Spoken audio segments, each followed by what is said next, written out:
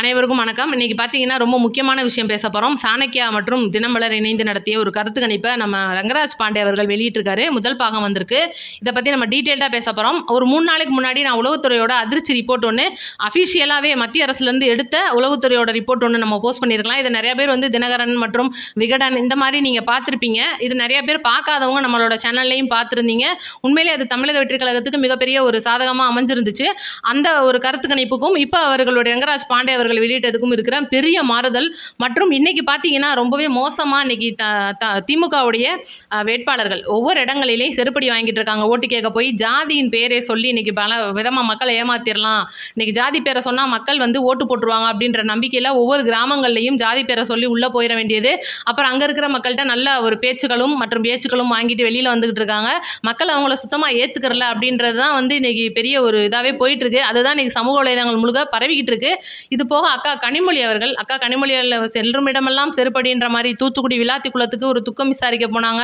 ஊருக்குள்ள மக்கள் விடலை. இன்னைக்கு வேட்பாளர்களை ஆதரித்து பிரச்சாரம் பண்ணிட்டு இருக்காங்க. யாருமே கண்டுக்கிறல. ஏன் இன்னைக்கு துணை முதல்வர் உதயநிதியே யாருமே கண்டுக்கிறல அப்படின்னு சொல்லணும். அந்த மாதிரி தான் இன்னைக்கு திமுக உடைய வேட்பாளர்களின் நிலைமை இருந்துட்டு இருக்கு. இதை பேசுறதுக்கு ஒவ்வொரு எச்ச மீடியாக்களும் சரி, ஒவ்வொரு செம்பு தூக்கிகளும் உடன்பிறப்புகளும் மற்றும் ஒவ்வொரு இந்த 200 ரூபா ஊப்பிகளுக்கும் அவங்களுக்கு இதை பற்றி பேசுறதுக்கு டைம் கிடைக்காது. விஜய் அவர்கள் என்ன பண்ண போறாரு, அடுத்து என்ன பண்ணிடுவாரு, இதுக்கு முன்னாடி என்ன நடந்துச்சு அப்படின்றதுல பேசுறதே அவங்களுக்கு பொழுது போய் அவங்கள மாதிரி நம்மளே நினச்சிக்கிட்டு இந்த கூட்டம் தமிழக வெற்றி கழக இந்த கூட்டம் 200 ரூபாய்க்கு 300 ரூபாய்க்கு கூடுற கூட்டம் அப்படின்னு சொல்லிட்டு ஒரு பெரிய இதை உருவாக்கிடுவோம், பிம்பத்தை உருவாக்குறதுக்காக எவ்வளோ முயற்சி பண்ணுறாங்க. எல்லாத்துலேயும் தோத்து தான் போகிறாங்க. ஏன்னா இதுக்கு முன்னாடி ரோஸ்ட் பிரதர்ஸ் மற்றும் இந்த கேமரா சப்பி சில பேர்லாம் போட்டுகிட்டே இருக்காங்க வீடியோ. இவங்களை நம்ம பார்த்துட்டு இந்த நாய்களுக்கு எதுக்கு நம்ம பேசணும் அப்படின்னு சொல்லிட்டு நான் பதில் பேசாமல் கடந்து வந்துட்டு தான் இருந்தோம் இவ்வளோ நாள். இன்னைக்கு அவங்களோட அளவு அப்படின்றது எல்லாம் மீறி போயிட்டு இருக்கு அப்படின்றனாலையும் நிறைய பேர் கமெண்ட்ல கேட்டுட்டே இருக்கீங்க அப்படின்றனாலையும் தான் அந்த வீடியோ. ஏன்னா இன்னைக்கு தமிழக வெற்றி கழகத்துக்கு கூட்டம் வருது அப்படின்றது எல்லாருக்குமே தெரியும். அந்த கூட்டம் அவங்களுக்கு வரமாட்டேன்றது அப்படின்ற ஒரு பெரிய வைத்தறிச்சல். இதில் தலைவரோட வண்டி மேலே ஏறுறது அதெல்லாம் பார்த்தீங்கன்னா 1961, 62களில் எம்ஜிஆர் வண்டியில் ஏறின அந்த எம்ஜிஆரோட வாகனம் வரும் பார்த்தீங்களா, அந்த கேரவன், அதில் கூட நிறைய பேர் ஏறி இருக்காங்க. அந்த ஃபோட்டோஸ் கூட இன்னைக்கு சமூக வலைதளங்களில் பரவிட்டு இருக்கு. விஜய் அவர்களுடைய ஆதரவாளர்கள் அதை எடுத்து போஸ்ட் பண்ணிட்டு இருக்காங்க. அப்படி இருக்கும்போது அந்த தவிர மித்த எந்த தலைவர்களுக்கும் அந்த மாதிரி நடக்கலை அப்படின்றதுனால மிகப்பெரிய வைத்தறிச்சலில் இந்த வேலையெல்லாம் பார்த்துட்டு இருக்காங்க அப்படின்றது நமக்கு தெரியுது. இதில் காசு எங்கேருந்து வருது? இன்றைக்கி அவங்கள மாதிரி நம்மளும் 200 ரூபாய்க்கும் கோழி பிரியாணிக்கும் கோட்டருக்கும் கூட்டம் கூடுது அப்படின்ற ஒரு தப்பான கணக்கை இன்றைக்கி மக்களிடையே ஏற்படுத்த பார்க்குறாங்க.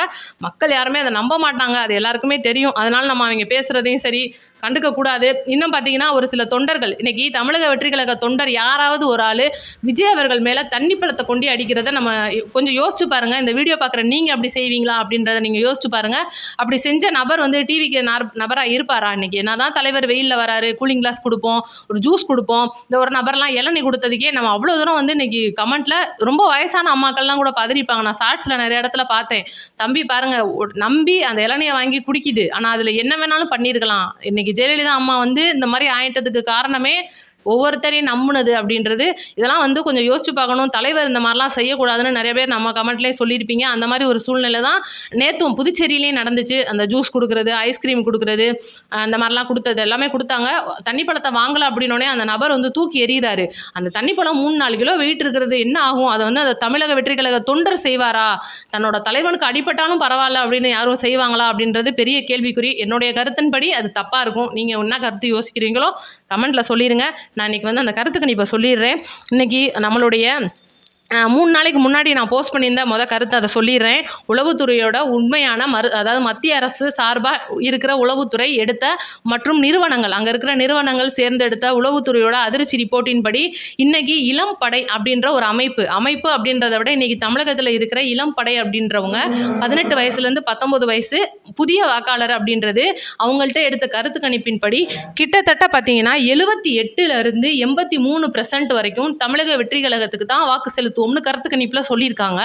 இது பார்த்தீங்கன்னா எந்த அளவு ஒரு பெரிய மாற்றத்தை ஏற்படுத்தும் அப்படின்னா 18லேருந்து 19 வயதான புதிய வாக்காளர்கள் இன்னைக்கு தமிழ்நாட்டில் 12.5 லட்சம் பேர் இருக்காங்க. அந்த 12.5 லட்சம் பேர் ஒரு பக்கம் இருந்தாலும் 20 வயசுலேருந்து 29 வயசுக்குள்ளே இருக்கிறவங்க 1,50,00,000 5 லட்சம் 1,05,00,000. அப்போ இந்த 12.5 லட்சமும் 1,05,00,000 சேர்ந்தாலே என்னாச்சு? கிட்டத்தட்ட 13 லட்சம் ஆயிடுச்சு ஒரு பக்கம். இன்னைக்கு பார்த்தீங்கன்னா தமிழகத்தில் ஒட்டுமொத்த வாக்காளர்களின் எண்ணிக்கை 5.6 1.67 கோடி 67 லட்சம். அப்போ இதில் பெண்கள் வாக்குன்னு பார்த்தீங்கன்னா 13 லட்சம் வந்து ஆண்களை விட அதிக வாக்காளர்கள் இன்னைக்கு பெண்கள் இருக்காங்க. இல்லத்தரசிகளை நீங்கள் யோசிச்சு பார்க்கும்போது யாருக்கு ஓட்டு போடுவாங்க கேட்டால் நீங்கள் இன்னைக்கு திமுக தான் மக்களுக்கு வந்து 1000 ரூபாய் தர்றாங்க, அடுத்தடுத்து பயணங்கள் இலவச பஸ் விட்டுருக்காங்க. இதெல்லாம் யோசிச்சு கிராமங்களுக்குள்ள வேணால் இது செல்லுபடியாகும். இன்னைக்கு கிராமங்களில் இருக்கிற மக்களிடையே வந்து அதிக தமிழக வெற்றி கழகத்தோட அந்த திட்டங்கள் இன்னும் போய் சேரலை, அதுக்கான வேட்பாளர்கள் கண்டிப்பாக இன்னும் வேலை பார்த்துட்டு இருக்காங்கன்றதை நம்ம என்னதான் சொன்னால் கூட சிட்டியில் இருக்கிற மக்கள் வந்து நல்லா தெளிவாக புரிஞ்சுக்கிட்டு அவங்களுடைய ஓட்டுக்களை இன்னைக்கு தமிழக வெற்றி கழகத்துக்கு தான் செலுத்துவோம், இன்னும் நாங்கள் ஏமாற தயாராக இல்லைன்னு சொல்லிட்டு அவங்களோட கருத்து கணிப்பின்படி பெண்கள் மட்டுமே 60% மேலே தமிழக வெற்றி கழகத்துக்கு கருத்து கணிப்பு மூலியமாக ஓட்டு செலுத்துவோம்னு சொல்லியிருக்காங்க. இதுதான் வந்து இன்னைக்கு உளவுத்துறையோட ரிப்போர்ட் வந்து அந்த ரிப்போர்ட் தான் அமித்ஷா அவர்களுடைய கையில் இருக்கு. அதனால தான் அவங்க விஜய் அவர்களுடைய நேரடியாகவே பேசி துணை முதலமைச்சர் பதவி தர்றோம், அதுக்கப்புறம் சுழற்சி முறையில் வந்து முதலமைச்சர் பதவி தரோன்னு எவ்வளவோ சொல்லியும் கூட விஜய் அவர்கள் மக்களுக்காக நான் வரமாட்டேன், முழுக்க என்னை நம்பின மக்களுக்கு நான் மட்டும்தான் உதவ போகிறேன், அவங்க என்னை நம்புறாங்க, நான் அவங்கள நம்புறேன் அப்படின்னு சொல்லிட்டு தெளிவாக அவர் சொல்லியிருந்தாரு. இப்போ பார்த்தீங்கன்னா ரங்கராஜ் அவர்கள் எடுத்த இந்த ஒரு கருத்து கணிப்பு அப்படின்றத நான் அதையும் சொல்கிறேன், டீட்டெயில்டாக கேளுங்க. அவர் மொத்தம் இன்னைக்கு எடுத்த மொத்த வாக்காளர்கள் எண்ணிக்கை அப்படின்றது பார்த்தீங்கன்னா 19,305 பேர்கிட்ட எடுத்திருக்காங்க. இதுக்கு முன்னாடி ஒரு வாக்காளர் எடுத்திருப்பாரு, இதே நம்மளுடைய சாணக்கியா மற்றும் தினமலர் 5000 சில்லற வாக்காளர்கள்ட்ட எடுத்திருப்பாங்க போல. இப்போ பார்த்தீங்கன்னா கொஞ்சம் அதிகம் தான், 19,305.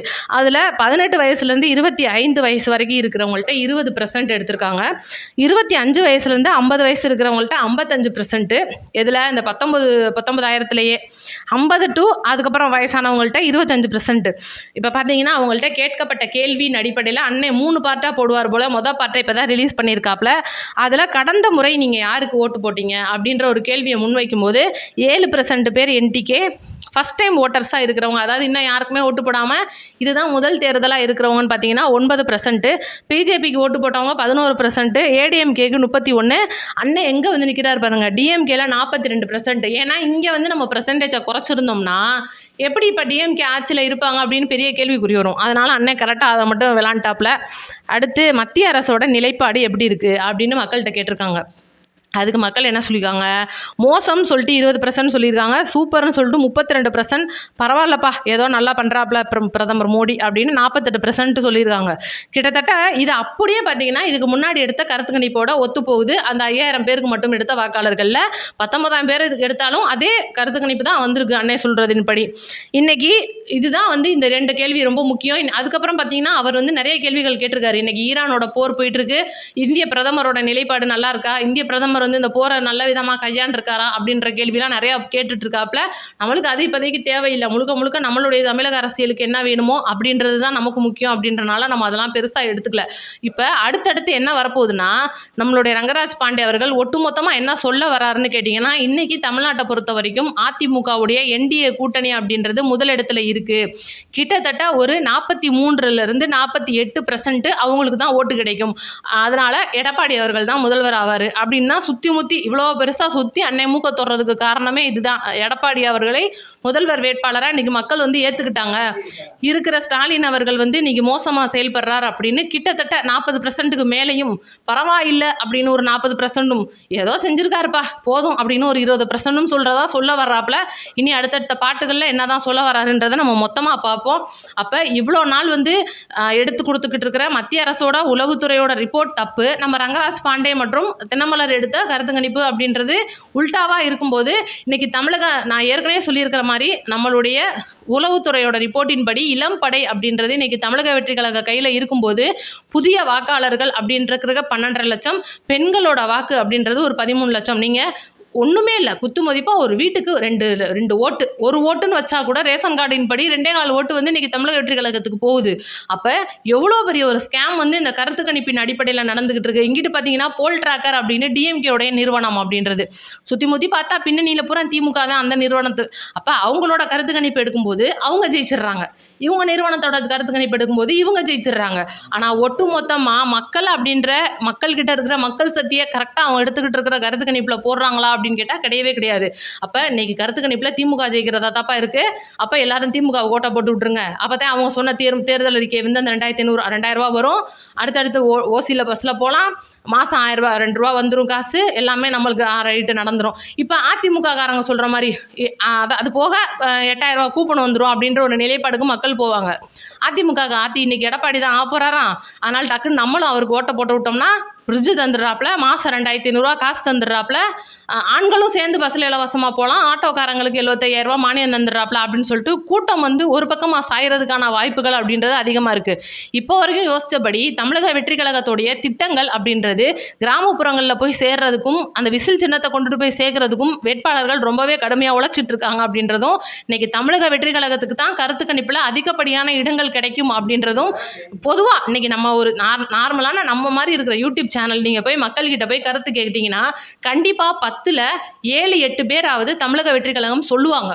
இன்னைக்கு அடுத்துதான் அப்புறம் தான் நீங்கள் வந்து ஏடிஎம்கே போகலாம், யாராவது ஒருத்தர் வேணால் டிஎம்கேன்னு சொல்கிறதுக்கு வாய்ப்புகள் இருக்குது. அதுவும் ஏன்னா பரம்பரை கட்சி, நாங்கள் என்னதான் இருந்தாலும் மிஷின் கிட்ட போனோன்னே எங்களுக்கு வந்து உதயசூரியன் தான் தோணும் அப்படின்னு தான் சொல்லுவாங்களே தவிர, நாங்கள் இப்போ தான் வந்து விஜய் அவர்களுக்கு ஓட்டு போட போகிறோம் அப்படின்னு நினச்சா கூட வீட்டில் இருக்கிற பெருசுகள்னு இருக்கும்ல ஒன்று, அம்மா நம்மளாம் பரம்பரை கட்சி ரைட்டு அப்படிலாம் போடக்கூடாது அப்படின்னு மாற்றி வைக்கிறதுக்கான சில அந்த ஒரு ஜாதி வெறி பிடிச்ச ஆட்கள் வந்து மாற்றுறதுக்கு ட்ரை பண்ணிட்டு இருக்காங்க. அதுதான் வந்து இன்றைக்கி தமிழகத்தோட நிலைமையாக இருக்குது.